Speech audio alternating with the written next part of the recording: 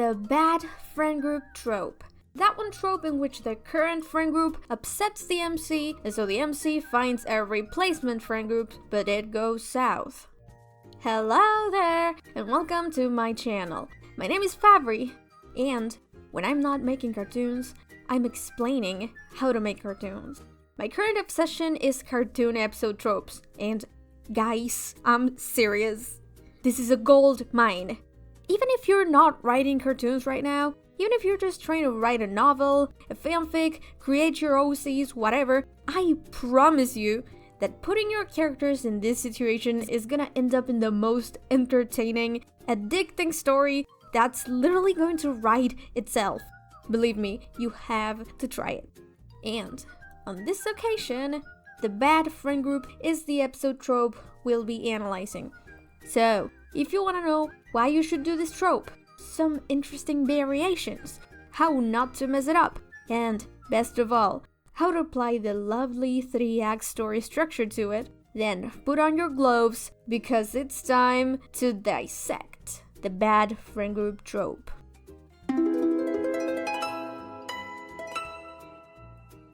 Something pretty interesting about this trope is that it holds 2 lessons instead of 1.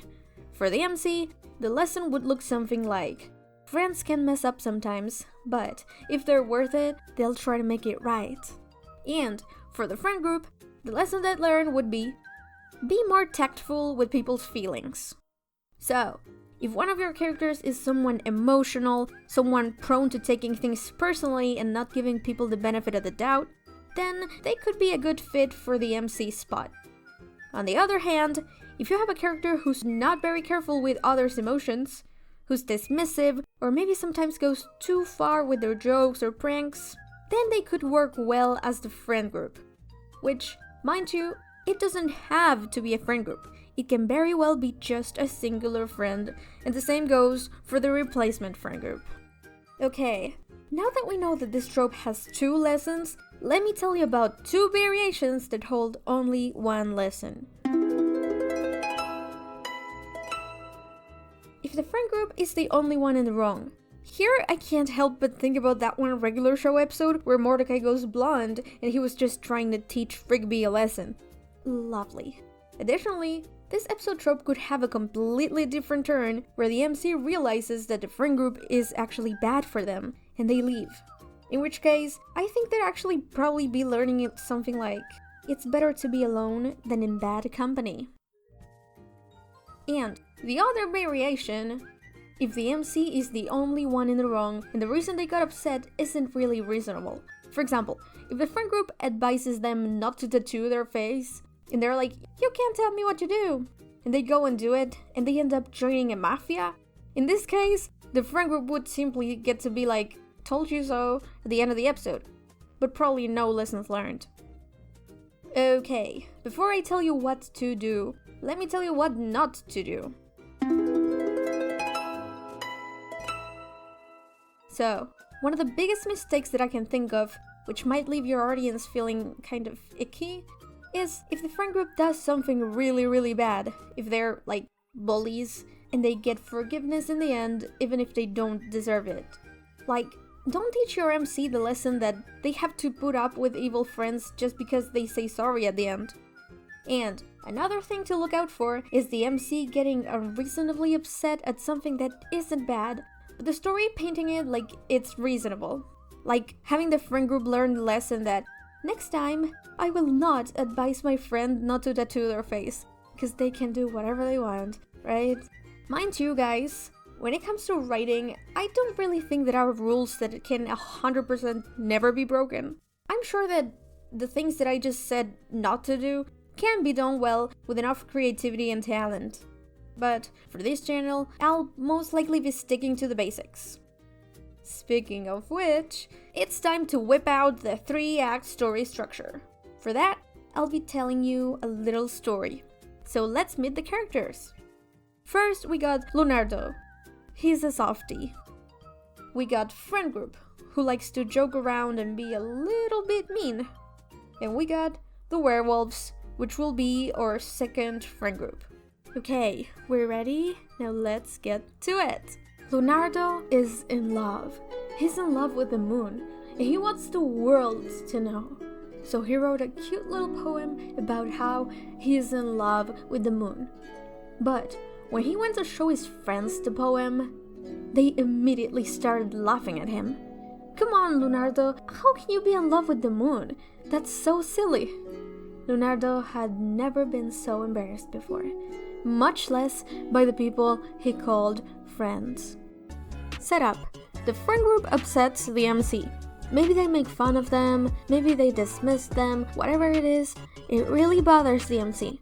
But the friend group can't see that. They really don't think it was that big of a deal. That night, Leonardo goes to see the moon. He feels like no one will ever understand him, until a pack of werewolves appears. We've read your poem, says the leader of the pack. We think it's beautiful. We are also in love with the moon. You can join our group if you want. We're called the Moon Lovers. Inciting incident. A new friend group takes the MC in. And whatever it was that the old friend group was being insensitive about, the new friend group is the complete opposite. In fact, the one thing that the MC and the new friend group seem to have in common, in bond over, is the fact that they specifically relate to how they feel about that thing. Leonardo is now a member of the pack. He adopts their style, their hobbies, they go together everywhere, and he makes sure to show off his brand new friends whenever he can. Leonardo is dying to see his old friend group's reaction. Like, see, you didn't appreciate me when you had me, and now I found a way cooler friend group that does appreciate me. Now, if you want me back, you'll have to beg. The old friend group does wonder for a second, like, wait, is Leonardo really leaving us? But then they decide, nah, he's just going through a tantrum, he'll be back in no time. First half of the second act. The MC is having a great time with the new group. They feel validated. Meanwhile, the old group refuses to take this situation seriously. Time goes by, and Leonardo still isn't coming back. Not only that, friend group realizes that something is not right with the werewolves. They don't have any proof, but they could swear that the only reason that the werewolves hang out with Leonardo is because they're planning on roasting him like a marshmallow and eating him. So they warn Leonardo, but when they do, Leonardo snaps. You're only saying this because you're jealous that I have better friends now. Get out of my life. So the friend group is like, okay, do whatever you want, but don't come back later crying, saying we didn't warn you. The thing is, Leonardo can't deny that the warnings kind of do make sense. Now that he thinks about it, the whole eating humans thing that they've been doing did kind of rub him the wrong way. Could it really be true? Midpoint.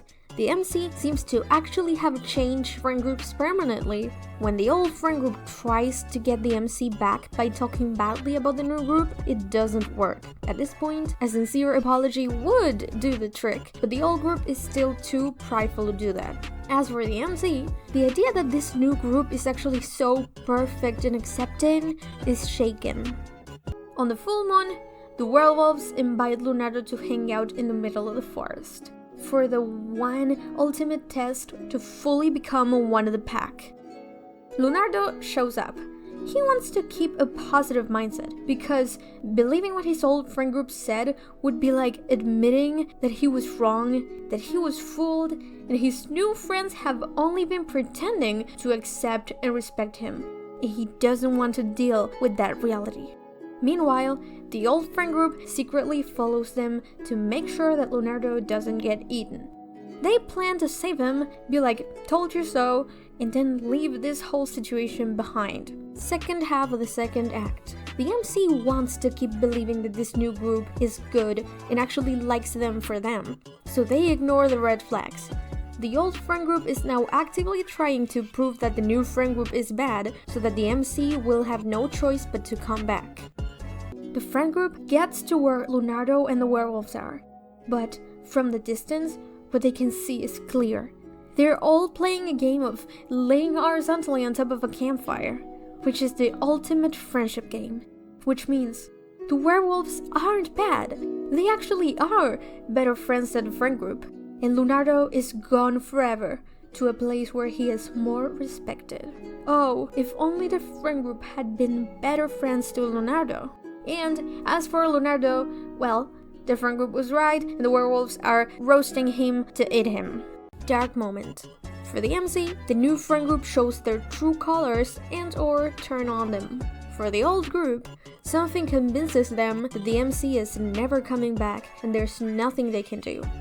The friend group realizes that the game of laying horizontally on top of a campfire doesn't actually exist, and that the werewolves are about to eat Leonardo, so they go there to save him. When Leonardo sees them, he is sad.